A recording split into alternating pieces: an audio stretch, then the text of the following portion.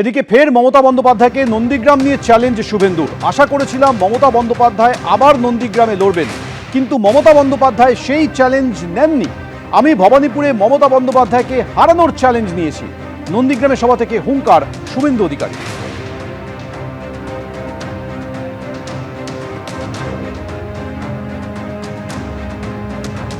মাননীয় নাট্যকার মমতা ব্যানার্জি,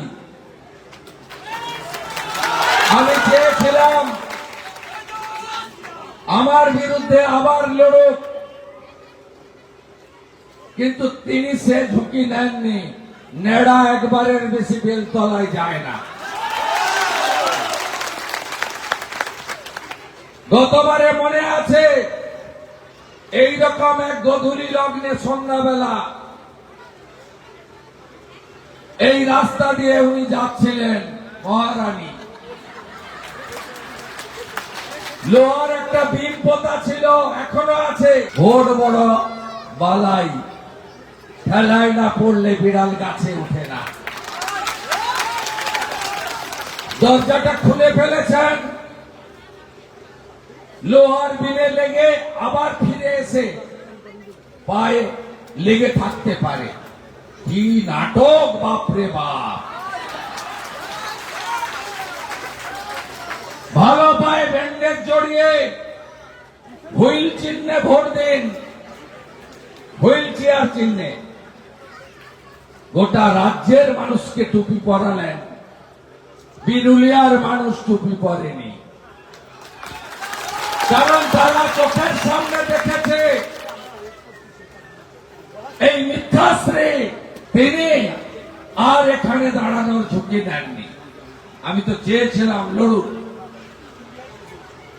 একজন বিক্রি হয়ে যাওয়া পঞ্চায়েতের মেম্বারকে আমার বিরুদ্ধে প্রার্থী করেছে। তাইলে স্কুটিনিতে কমপ্লেন করে ওর নমিনেশন ক্যান্সেল করতে পারতাম। আপনি জানেন উনি এখনো খাতায় কলমে পদ্মফুলের পঞ্চায়েত মেম্বার। ভারতবর্ষে কোন ব্যক্তি নির্বাচন কমিশনের নিয়ম অনুযায়ী একজন দুটো দলের মেম্বার থাকতে পারে না। উনি জানেন জিততে তো পারবো না, পঞ্চায়েতটা থাক, করে খেতে হবে না। বেছে বেছে বিজেপি লোক পাঠাচ্ছে, সবাইকে ধমকাচ্ছে, কাল বিজেপি থাকবে না, তখন বুঝে নিও, হুঙ্কার তৃণমূল নেত্রী।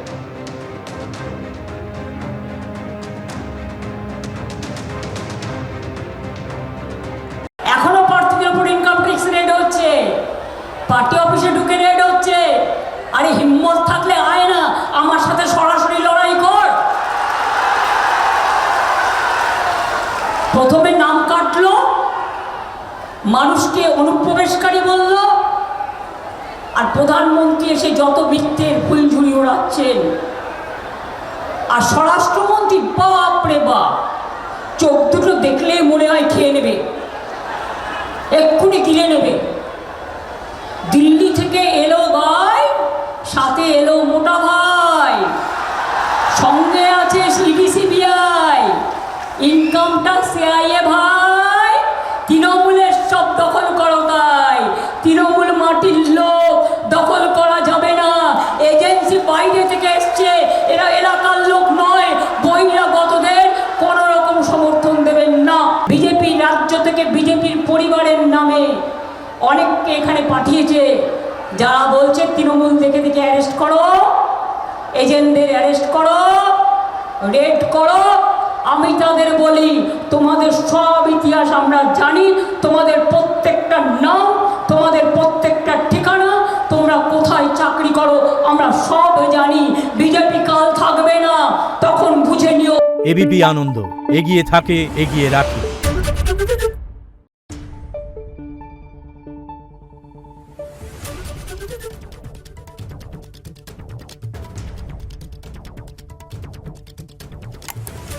Thank you.